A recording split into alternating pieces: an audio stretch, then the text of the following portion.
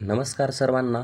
आपल्या इन्स्टंट जी के study YouTube चॅनलवर सर्वांचं स्वागत आहे. तर आपण आज 1 मेपासून डेली चालू घडामोडी टॉपिक पाहणार आहोत, म्हणजे डेली चालू घडामोडीविषयी घेणार आहोत. यातला पहिला प्रश्न, अलीकडेच कोणत्या देशाने 28 एप्रिल रोजी राष्ट्रीय शोक दिवस म्हणून घोषित केला आहे? त्याचं उत्तर आहे इराण. प्रश्न नंबर दुसरा, अलीकडेच कोणत्या राज्य सरकारने सिमिलीपाल नॅशनल पार्कला राज्याचे दुसरे राष्ट्रीय उद्यान म्हणून घोषित केले आहे? ओडिसा.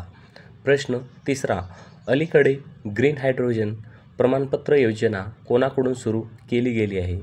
नवीन आणि नूतनीकरण ऊर्जा मंत्री प्रल्हाद जोशी यांच्याकडून. प्रश्न चौथा, रिझर्व्ह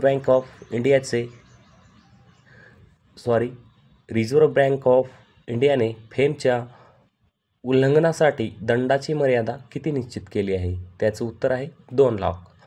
प्रश्न पाचवा, अलीकडेच फ्लाईट योजना किती वर्ष पूर्ण झाले? अलीकडेच फ्लाईट योजनेला किती वर्ष पूर्ण झाले? त्याचं उत्तर आहे 8 वर्ष. प्रश्न सहावा, अलीकडेच कोणत्या तारखेला आंतरराष्ट्रीय नृत्य दिन साजरा केला जातो? त्याचे उत्तर आहे 29 एप्रिल. प्रश्न सातवा, अलीकडेच केंद्रीय मंत्री गिरिराज सिंग यांनी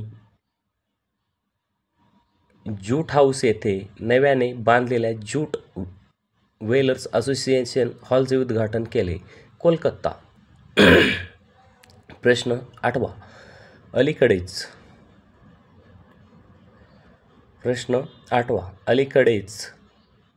स्टारलिंकशी स्पर्धा करताना कोणत्या कंपनीने प्रथम कपर इंटरनेट उपग्रह सुरू केला आहे? ॲमेझॉन. प्रश्न नववा, अलीकडेच दिल्ली सरकारने किती वर्षापासून नागरिकांना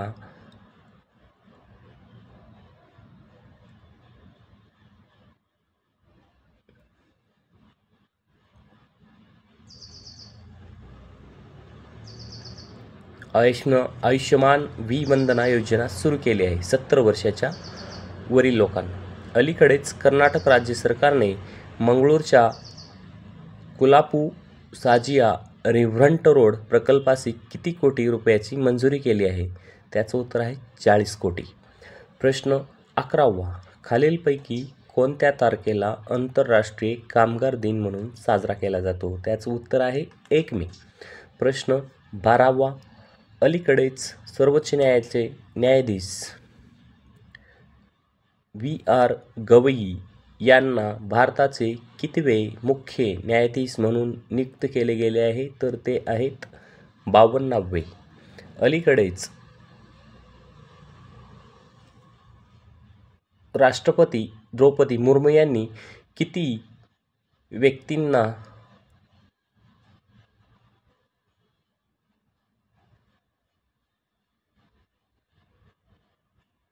पद्म पुरस्कार दिला आहे? तर त्याचं योग्य उत्तर आहे 71 व्यक्तींना पद्म पुरस्कार देण्यात आलेला आहे. प्रश्न 14वा, अलीकडेच संरक्षणावरील संसदीय स्थायी समितीची बैठक कोठे पार पडली आहे? अलीकडेच संरक्षणावरील संसदीय स्थायी समितीची बैठक कोठे पार पडली आहे? तर नवी दिल्ली येथे पार पडली आहे. प्रश्न 15वा, अलीकडेच भारताने मध्य अरबी समुद्रातील आपला सागरी दावा किती चौरस किलोमीटरपर्यंत वाढविला आहे? 10,000 चौरस किलोमीटरपर्यंत. प्रश्न 16वा, मुंबईचे नवनियुक्त पोलीस आयुक्त कोण झालेले आहेत? तर त्याचं उत्तर आहे देवेन भारती. प्रश्न 17वा, याचं उत्तर तुम्हाला द्यायचं आहे. तर महाराष्ट्राचे मुख्यमंत्री कोण आहेत? चला, आपलं यूट्यूब चॅनल सर्वांनी सबस्क्राईब करा आणि डेली चालू घडामोडी व्हिडिओ बघत जा. आपण 1 मेपासून सुरुवात केलेली आहे व्हिडिओ बनवायला. आजपासून तुम्हाला डेली चालू घडामोडीचे व्हिडिओ इन्स्टंट जी के स्टडी यूट्यूब चॅनलवर भेटतील. आपलं यूट्यूब चॅनल शेअर करा, सबस्क्राईब करा. धन्यवाद.